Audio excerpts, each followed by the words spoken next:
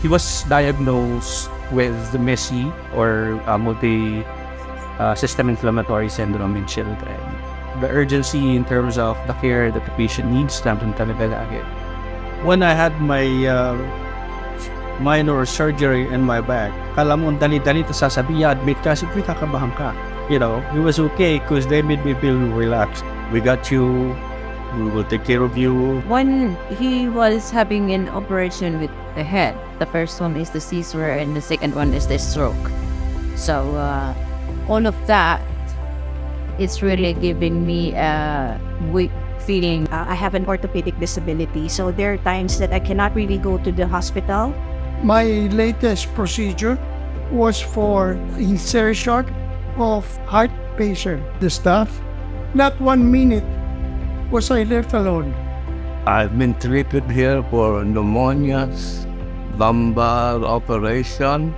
They are really up to safety as far as everything. And look, they have their bars, railing, the rubber pad in the bathroom. Maria Angelica Alice Permelona. Anak ko po, si Harris Chrysler Permelona Piñano. Ang case niya po is T-cell acute lymphoblastic leukemia. The patient's name is Julia Yap. She's my mother.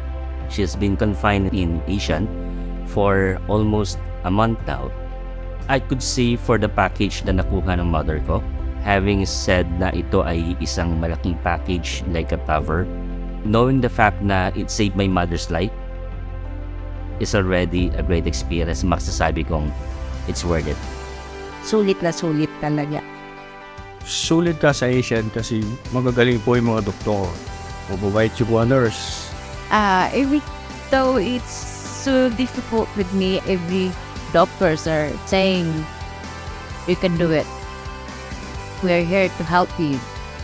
Overall, the policies, the process that you guys have here, very efficient, very effective, and definitely complete worldwide. Whenever I encountered some problems or issues, she will make it a point to contact me personally. I appreciate them doing that because the customer service is just excellent. They're putting themselves into my shoes. Kailangan mo lang dalhin sa malaking ospital yung anak mo para masalina. Dumiretso kami sa Asian. Ang bilis ng response. Wala pang 24 hours na explain na sa amin kung anong meron sa kanya. The next day, nagsa-start na yung treatment. Napakaganda. Sulit sa Asian dahil maganda ang serbisyo, malinis ang lugar, magalang ang mga staff, mga tao. Sulit sa Asian Hospital dahil the warmth, the kindness, at pagmamahal ng isang pamilya. Very Pinoy. Iba yung level of care ng staff ng Asia. Definitely, I can say it's alagang sulit.